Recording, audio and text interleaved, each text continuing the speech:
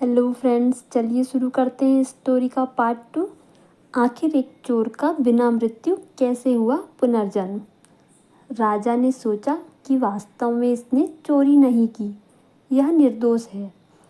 अब राजा सिपाहियों पर बहुत नाराज हुआ कि तुम लोगों ने एक निर्दोष पुरुष पर चोरी का आरोप लगाया है, तुम लोगों को दंड मिलना चाहिए। यह सुनकर चोर बोला, नहीं महाराज, आप इनको दंड ना दें, इनका कोई दोष नहीं है, चोरी मैंने ही की थी। राजा ने सोचा कि यह साधु पुरुष है, इसीलिए सिपाहियों को दंड से बचाने के लिए चोरी का दोष अपने सिर पर ले रहा है। राजा बोला, तुम इन पर दया करके इनको बचाने के लिए ऐसा कह रहे हो, पर मैं इन्हें दंड अवश्य दूंगा। चोर बोला, महाराज, मैं झूठ नहीं बोल रहा हूँ, चोरी मैंने ही की थी।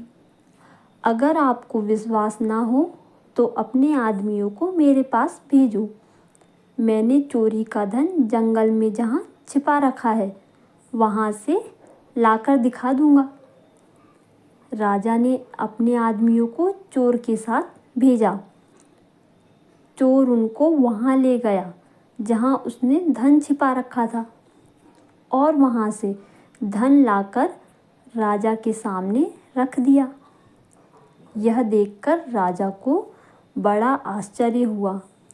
राजा बोला, अगर तुमने ही चोरी की थी तो परीक्षा करने पर तुम्हारा हाथ क्यों नहीं जला? तुम्हारा हाथ भी नहीं जला और तुमने चोरी का धन भी लाकर दे दिया। यह बात हमारी समझ में नहीं आ रही है। ठीक ठीक बताओ, बात क्या है? चोर बोला, महाराज, मैंने चोरी करने के बाद धन को जंगल में छिपा दिया और गांव में चला गया। वहाँ एक जगह सत्संग हो रहा था, मैं वहाँ जाकर लोगों के बीच बैठ गया। सत्संग में मैंने सुना कि जो भगवान की शरण लेकर पुनः पाप ना करने का निश्चय कर लेता है, उसको भगवान सब पापों से मुक्त कर देते हैं, उसका नया जन्म हो जाता है। इस बात का मुझ पर असर पड़ा और मैंने दृढ़ निश्चय कर लिया कि अब मैं कभी चोरी नहीं करूँगा। अब मैं भगवान को बोल दिया कि अब मैं कभी चोरी नहीं करूँगा। अब मैं भगवान का हो गया, इसीलिए तब से मेरा नया जन्म हो गया। इस जन्म में मैंने कोई चोरी नहीं की, इसीलिए मेरा हाथ नहीं जला। आपके महल में मैंने जो चोरी की थी वह तो पिछले जन्म में की थी। कैसा दिव्य प्रभाव है सत्संग का।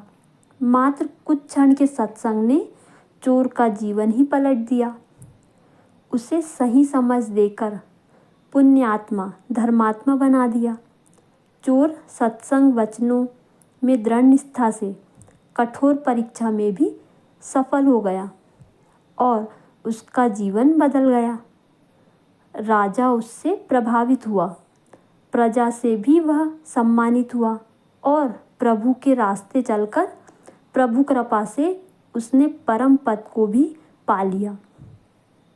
सत्संग पापी से पापी व्यक्ति को भी पुण्य आत्मा बना देता है।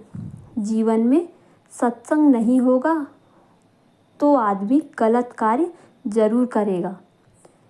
कुसंगी व्यक्ति कुकर्म कर अपने को पतन के गर्त में गिरा देता है, लेकिन सत्संग व्यक्ति को तार देता है, महान बना देता है। ऐसी महान ताकत है सत्संग में।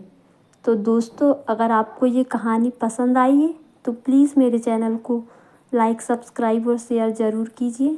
Thank you.